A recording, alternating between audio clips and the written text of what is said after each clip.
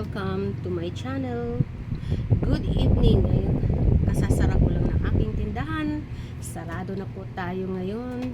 Alas 8 na guys. So, update ko lang po dito sa aking aking tindahan guys, na may nakausap na akong license na electrician na magkakabit o magagawa ng another outlet na yung maayos talaga, direkta. So marami ako kinuntak kanina. Yung iba ay may alam lang sa electrical pero hindi talaga, takot sila sa live wire. Kailangan talaga license, may alam talaga guys. So may nakontak na ako. Ayan, tapos ngayon guys, ipapakita ko sa inyo ano yung sinasabi kong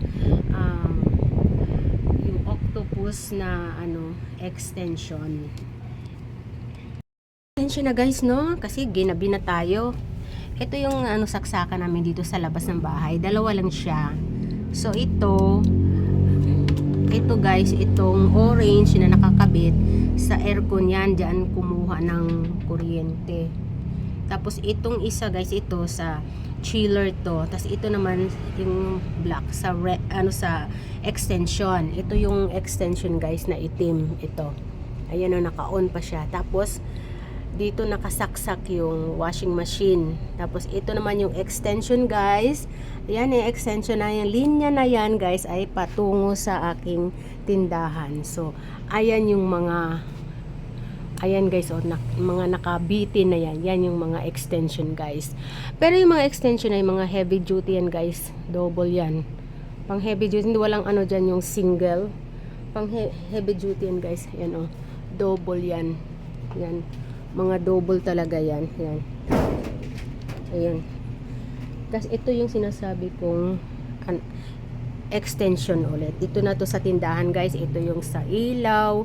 Ito yung sa electric pan. Ito yung sa radyo.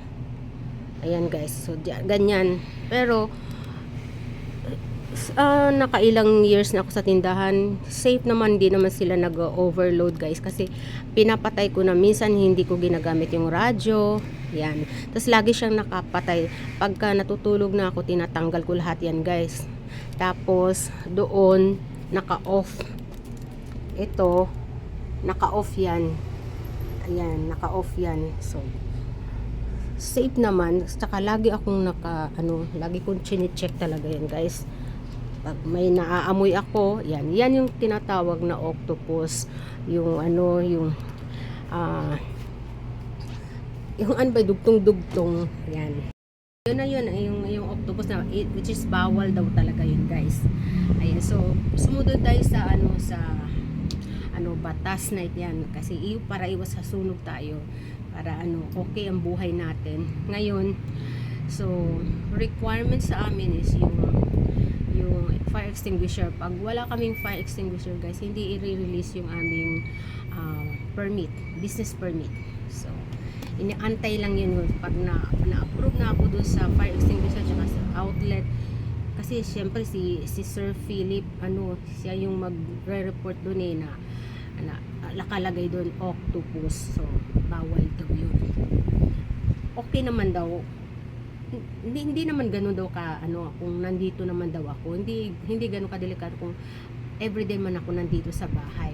Kahit wala ako dito sa bahay guys, naka-off yung mga na yan, tanggal lahat yung mga nakasaksak na yan. Ngayong umaga ay kanina lang, bago ako magsara, dumating yung fire extinguisher na maliit lang siya. Ang bili ko nga ay 2.5. Ito na nga guys. Ito guys. So nakabili na ako. So pinuntahan ako dito para para dito sa fire extinguisher. Tapos tinuruan na rin ako na kung paano, pag madali lang naman siya. So mayroong dito, may itong yellow na to, sa oras ng magkasunog, tatanggalin lang itong yellow na ito. Tapos nakatanggal na yung yellow na yan. Yan. Ito guys, ito Kasi pag hindi mo tatanggal itong yelo, hindi mo magagamit to. Ito yung pinakatali niya eh. Pag natanggal na yan, ititwist lang daw ito para maputol yung ano na to, yung tali na yan. Matigas yung tali na to guys. Then so ito na yung hose niya.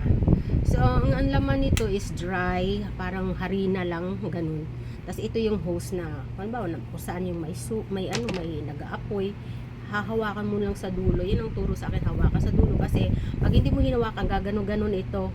Yung pressure kasi malakas. So, kailangan hawak mo ito. Itutok mo dun sa may, tapos sabay pihit nito. So, itong nasa taas.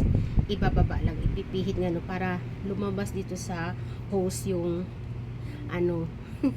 yung parang harina na talagang mamamatay. Tapos isang gamitan lang to guys, mga 30 minutes lang daw to gagamitin. Tapos pus na guys, isang gamitan lang. Pag nakasunog, pag halimbawa guys 1 year lang ang nito, ang expiration, hanggang 1 year lang. Pag hindi mo siya nagamit ng 1 year, wala na, expired na, matutuyo siya guys, hindi na magagamit.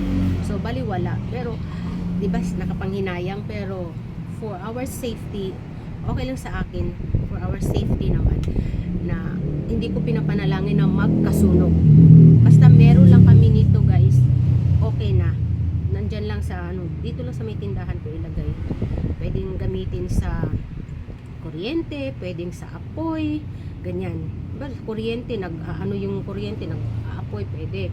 O kaya may nasusunog yan, pwede rin ito. Yan. Maliit lang siya. Yan. Meron nito, sabi sa akin, may 3 years ang expiration, yung kulay green. Ang lumalabas naman ng tubig, parang tubig naman daw yun. Eto guys, messy kasi parang harina to. Messy siya, makalat ito. So ayan, tuwan-tuwa naman ako at hindi ko akalain. This is 2,500 guys. Ayan. So meron na akong fire extinguisher pang natin sa laban sa sunog, pero hindi ko pinapanalangin na magkasunog tayo. Basta meron lang tayong ganito.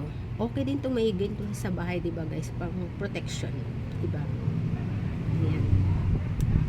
So yun lang guys, yun ang ko update ko sa inyo. Meron akong fire extinguisher.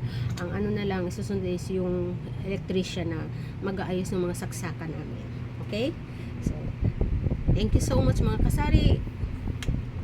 3 kami dito sa street na ito na kumuha nito guys sa tindahan. Itong magkasunod na tindahan, pangatlo ako.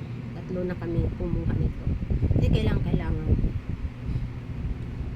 God bless.